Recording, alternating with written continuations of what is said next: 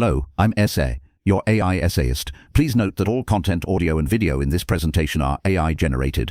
As AI can sometimes produce inaccuracies, I encourage you to verify any factual information presented. With that in mind, let's begin. A curious and profound imbalance lies at the heart of our physical universe. We experience gravity as an omnipresent, inescapable force, the cosmic glue that binds planets to stars and galaxies into magnificent spirals. Yet, from the perspective of fundamental physics, this perception is a grand illusion.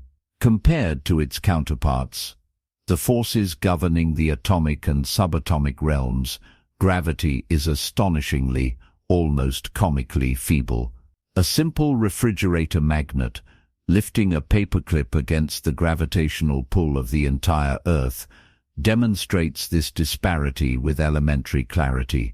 The electromagnetic force in that tiny magnet overwhelms the gravitational influence of a 6,000 trillion kilogram planet. This immense chasm in strength, a factor of roughly 1,000 trillion, is a puzzle of such depth and consequence that it has become one of the central motivating crises in theoretical physics for half a century. It is known as the hierarchy problem. By the close of the 20th century, physics had achieved a monumental intellectual edifice, the Standard Model of particle physics. This theoretical framework described the behavior of the strong, weak, and electromagnetic forces with breathtaking precision. It provided a near-complete census of the fundamental particles that constitute the matter we see, and its predictions have been verified in particle accelerators with an accuracy unparalleled in the history of science. The discovery of the W and Z bosons, the top quark, and ultimately the Higgs boson in 2012, stood as crowning achievements, confirming the model's core tenets. The Standard Model was, and remains, a masterpiece of human intellect. Its architecture, however, contained a deep and unsettling fissure. The theory operates beautifully at the energy scales accessible to our experiments, a realm defined by the electroweak scale, which sits around 1 tera-electron-volt, or 1 TeV. This is the energy characteristic of the Higgs field, the mechanism that imbues fundamental particles with mass. Physics, however, possesses another, far more fundamental energy scale. This is the Planck scale, the domain where gravity, the runt of the litter, finally becomes as strong as the other forces. The Planck scale is the energy at which quantum mechanics and general relativity must merge into a unified theory of quantum gravity. Its value is immense, approximately 10 quadrillion tera-electron-volts, or 10 to the power of 16 TeV. The chasm between these two scales, the electroweak scale of 1 TeV and the Planck scale of 10 to the power of 16 TeV, is the quantitative expression of the hierarchy problem. Within the mathematics of the Standard Model, the mass of the Higgs boson, which sets the electroweak scale, is acutely sensitive to quantum effects originating from the highest possible energies. These effects should, by all rights, drag the Higgs mass up toward the Planck scale, making it fantastically heavy. If this were the case, all fundamental particles would be similarly massive, atoms would be unable to form, and the universe as we know it would be a physical impossibility. For the universe to exist in its observed form, the bare value of the Higgs mass must be calibrated against these enormous quantum contributions, with a precision akin to balancing a pencil on its tip to 1 part in a quadrillion. Physicists view such an exquisite cancellation, this fine-tuning, with profound suspicion. It suggests that the Standard Model is a low-energy approximation of a much deeper theory, one in which this hierarchy of scales emerges naturally, without the need for such an improbable conspiracy of numbers. This theoretical predicament created an atmosphere of intense intellectual ferment. The prevailing expectation was that new physics must lie waiting for discovery at the tera-electron-volt scale, within reach of the next generation of particle colliders. The most widely explored solution was supersymmetry, a beautiful and compelling theory that postulates a new partner particle for every known particle in the Standard Model. The quantum contributions of these new particles would elegantly cancel the problematic terms, pulling up the Higgs mass, thereby stabilizing the hierarchy. For many years, supersymmetry was the leading contender, the heir apparent to the Standard Model. Into this landscape of established ideas stepped Lisa Randall, a theoretical physicist at Harvard University, and her collaborator, Randall-Sundrum. Their work, beginning in the late 1990s, offered a radically different perspective. Their approach was one of breathtaking conceptual audacity. Instead of populating the universe with a host of new supersymmetric particles to solve the fine-tuning problem, they proposed a fundamental alteration to the very arena of physics, the geometry of spacetime itself. The prevailing assumption for decades had been that any extra spatial dimensions, if they existed, must be curled up into infinitesimally small, compact circles, invisible to our experiments. This was the legacy of the Kaluza-Klein theories from the early 20th century. Randall and Sundrum turned this idea on its head. They explored the possibility of a large, or even infinite, extra dimension that had previously been overlooked. The key to their proposal was that this extra dimension possessed a unique and dramatic geometry. It was a warped geometry, described by the mathematics of anti-de Sitter space, a universe with a negative cosmological constant. In their model, the particles and forces of the Standard Model, everything we know and are made of, are confined to a three-dimensional membrane, or brane, existing within this higher dimensional space, which physicists call the bulk. Gravity in this picture is special. Alone among the forces, it is free to propagate through the full five-dimensional space-time. The crucial insight was that the warping of the geometry has a dramatic physical consequence. It causes the strength of gravity to decay exponentially as it travels through the extra dimension. In their model, a second brane, the Planck brane, where gravity is intrinsically strong, exists at a distance from our own TeV brane. The immense warping of the space between them dilutes the force of gravity so profoundly that by the time it reaches us on our brane, it appears with the extreme weakness we observe. The hierarchy of scales, therefore, is a natural consequence of the geometry of space. It is generated by an exponential warp factor arising from the structure of an extra dimension, a solution of stunning elegance that required no delicate cancellation of parameters.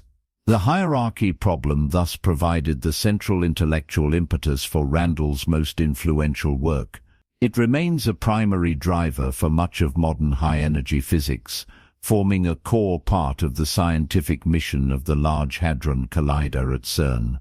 The search for new physics at the TeV scale is, in essence, a search for the solution to this grand puzzle. The proposal put forth by Randall and Sundrum represented a profound paradigm shift, demonstrating that solutions to fundamental particle physics problems could arise from the dynamics of space-time geometry. The intricate and beautiful mechanics of their warped, extra-dimensional universe would go on to reshape theoretical physics, opening up entirely new avenues of inquiry and providing a concrete framework for exploring the very fabric of reality. The hierarchy problem, a chasm between the electroweak scale and the Planck scale, presented a formidable challenge to physicists. This vast disparity in energy scales, seemingly arbitrary in the Standard Model, demanded a compelling explanation. Solutions often involved intricate cancellations of parameters, a fine-tuning so precise as to appear improbable. Randall and Sundrum offered a different perspective, a geometric solution of remarkable elegance. Their groundbreaking work, the Randall-Sundrum models, proposed a radical departure from conventional thinking, introducing extra spatial dimensions to address this fundamental issue. The first of these models, RS1, envisioned a five-dimensional universe, a warped, anti-de Sitter spacetime. This five-dimensional space isn't simply an extension of our familiar four dimensions. It possesses a curvature that dramatically alters the behavior of gravity. Imagine spacetime itself as a curved surface, exponentially stretching as one moves through the extra dimension. In this warped geometry, our universe, along with all its known particles, resides on a three-dimensional hypersurface, a brane, situated at one end of this extra dimension. Another brane, often referred to as the Planck brane, exists at the other end. Gravity, unlike the other fundamental forces, isn't confined to the brane where we live. It propagates freely through the entire five-dimensional bulk. The crucial innovation lies in the warping. The exponential stretching of spacetime exponentially weakens gravity as it travels from the Planck brane to our brane. This geometric effect naturally generates the observed hierarchy without the need for unnatural fine-tuning. The enormous energy scale associated with gravity at the Planck brane is effectively suppressed by a factor determined by the warping, resulting in the much smaller gravitational force we experience in our everyday lives. This elegant solution replaced the need for precarious cancellations with a dynamic interplay between geometry and gravity. The second model, RS2, presented a simplification. Instead of two branes, it proposed a single brane with the second brane effectively moved to infinity. This elegant modification simplified the mathematical framework, albeit at the cost of directly addressing the hierarchy problem. The hierarchy challenge remained, yet RS2 offered a unique and testable consequence: deviations from Newtonian gravity at extremely short distances. This model predicted a modification of gravity's inverse square law, a deviation that could in principle be observed through high-precision experiments. Such experiments, while yet to definitively confirm the model, continue to refine our understanding of gravity at the smallest scales. The impact of the Randall-Sundrum models extends far beyond their initial aim. They fundamentally altered our understanding of extra dimensions, transforming them from purely mathematical constructs into plausible physical entities with observable consequences. Before Randall and Sundrum, extra dimensions were largely regarded as theoretical curiosities, lacking a clear connection to the real world. The RS models changed this perception. They provided a concrete framework for exploring the possibility of extra dimensions, offering testable predictions that could be verified or refuted through experiments. The model's influence is particularly evident in collider phenomenology. The RS models predict the existence of Kaluza-Klein gravitons, excited states of the graviton that arise from the extra dimension. These particles could potentially be detected at particle colliders like the Large Hadron Collider, LHC, at CERN. The search for these Kaluza-Klein gravitons forms a significant part of the LHC's physics program, a direct consequence of the theoretical framework provided by Randall and Sundrum. The absence of conclusive evidence to date doesn't diminish the importance of their work. It rather refines the parameters of our search and motivates further theoretical and experimental investigation. The legacy of the Randall-Sundrum models is one of profound impact. They offered a compelling solution to a fundamental problem in particle physics, revolutionizing our understanding of extra dimensions and providing a concrete framework for experimental verification. The model's elegance and predictive power have profoundly shaped the landscape of high-energy physics, inspiring countless theoretical and experimental investigations that continue to push the boundaries of our knowledge. The search for new physics at the TeV scale, a central theme of modern particle physics, is inextricably linked to the intellectual challenge posed by the hierarchy problem and the innovative solutions proposed by Randall and Sundrum.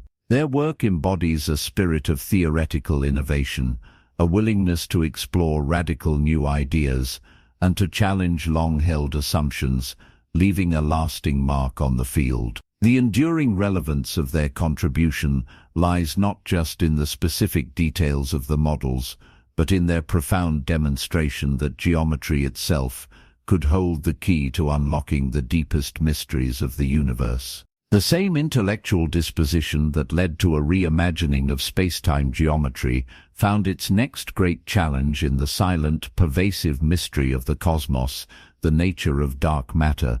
Having established a framework where gravity's behavior could be profoundly altered by the shape of hidden dimensions, Lisa Randall turned her attention toward the vast, unseen scaffolding that dictates the structure of galaxies and the evolution of the universe itself. This pivot represented a natural expansion of her theoretical ambition, moving from the question of why gravity is weak to the puzzle of what constitutes the overwhelming majority of matter in existence. The problem of dark matter, by the early 21st century, had settled into a kind of comfortable orthodoxy. The prevailing hypothesis centered on weakly interacting massive particles, or WIMPs.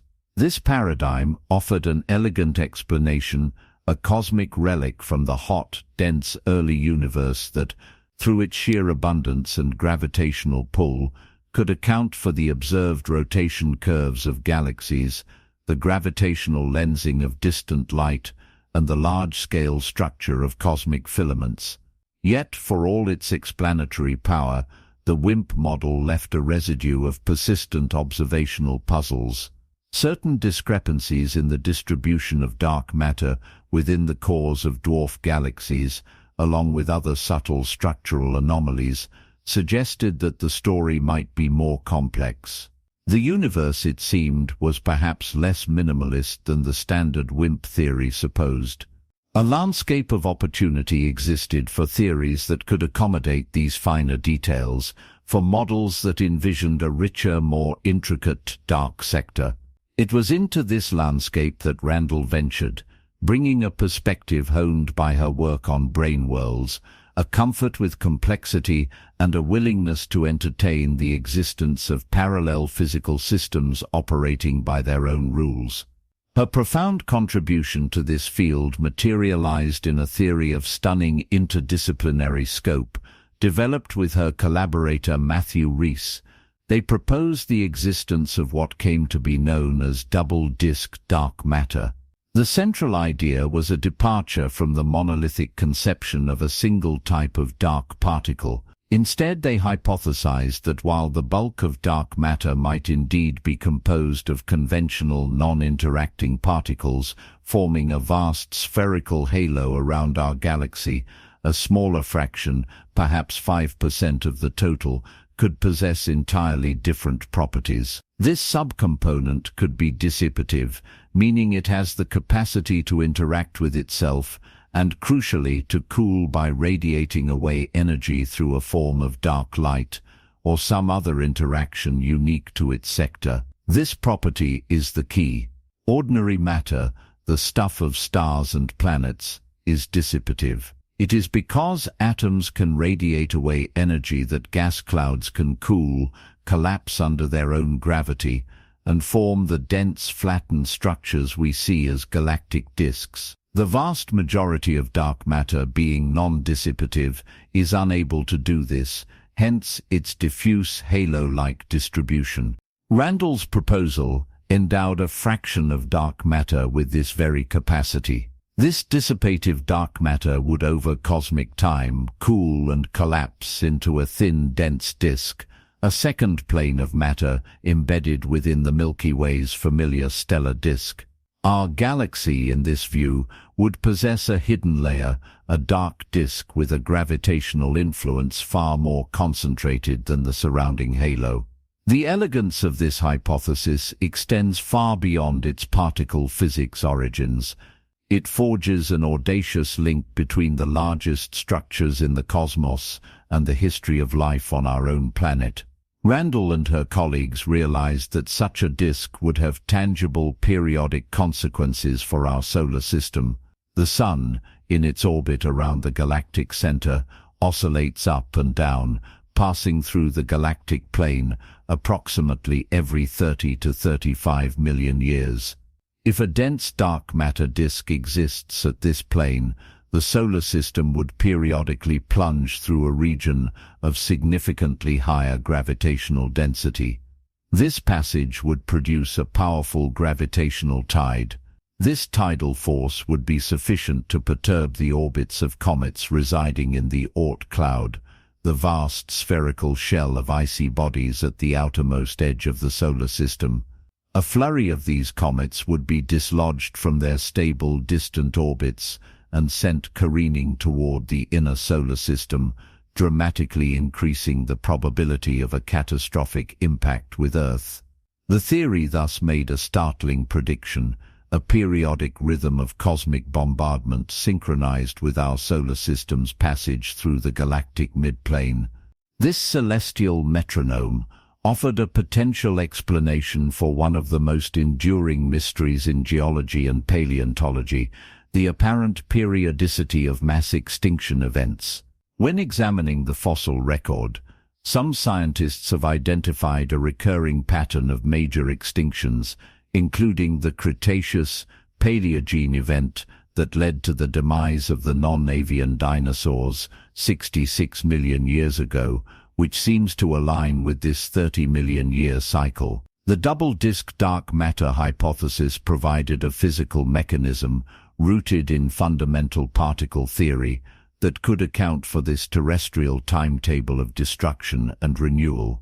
A comet, nudged from its path by a wave of dark matter, could have been the ultimate cause of the dinosaurs' extinction. This connection represents a breathtaking synthesis of ideas, weaving together the abstract world of hypothetical particles, the grand dynamics of galactic astronomy, and the tangible, catastrophic history of life on Earth. The model is, of course, speculative, yet it is also eminently scientific, because it is testable. The presence of a dense dark disk would leave a subtle imprint on the motions of stars in our galactic neighborhood. Precision astronomical surveys, like the Gaia Space Observatory, are currently mapping the positions and velocities of billions of stars with unprecedented accuracy. By analyzing this data for patterns of vertical motion, for stars being tugged by an unseen plane of mass, astronomers can either find evidence for this dark disk or place stringent limits on its existence. The theory has galvanized a new program of research, prompting astrophysicists to search for these specific gravitational signatures.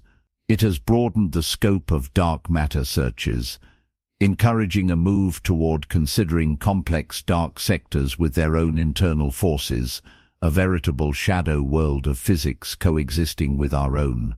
This work exemplifies a mode of scientific inquiry that sees the universe as a deeply interconnected system, where the properties of a subatomic particle can echo through galactic structures and ultimately shape the course of biological evolution on a single small planet.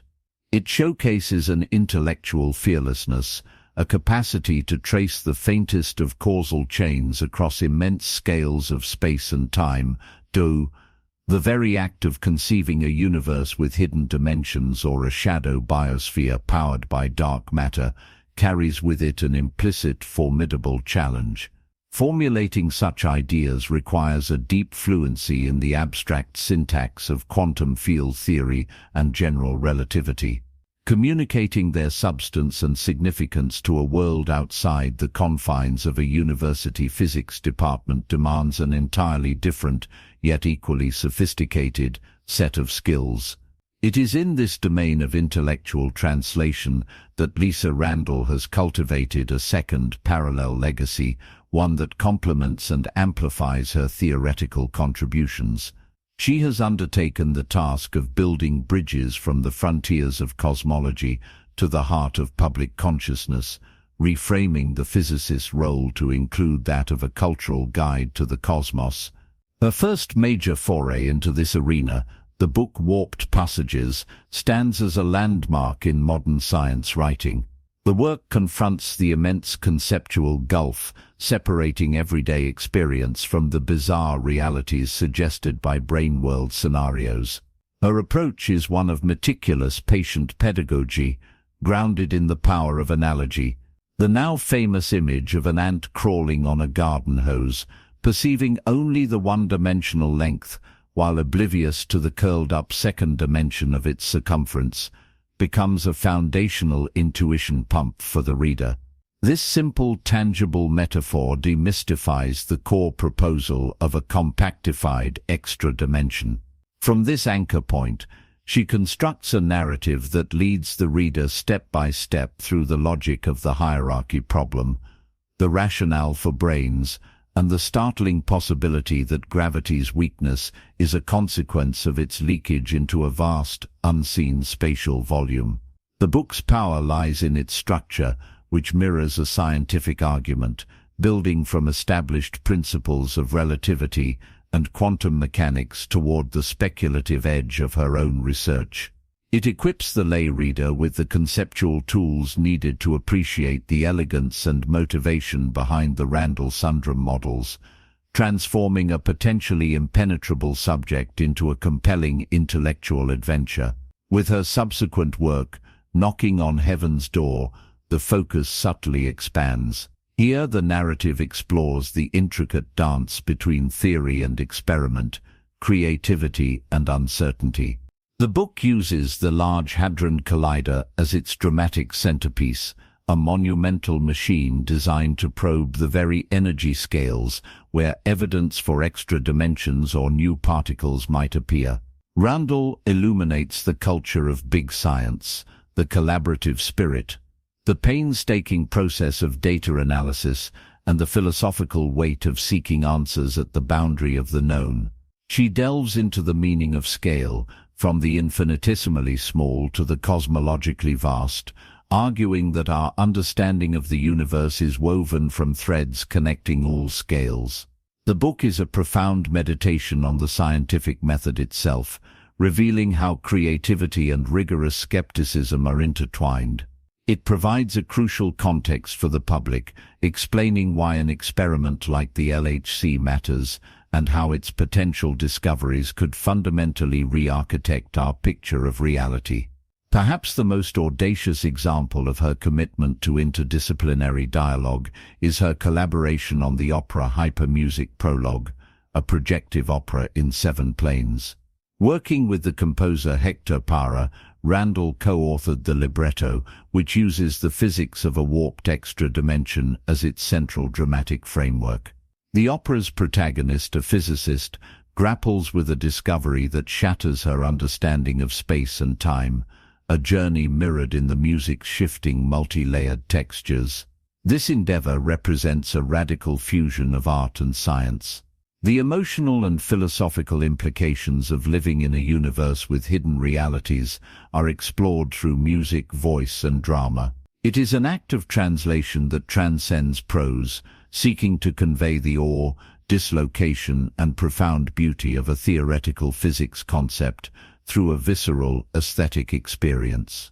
The project affirms a conviction that the great ideas of science belong within the broader sweep of human culture, capable of inspiring artistic expression and philosophical reflection.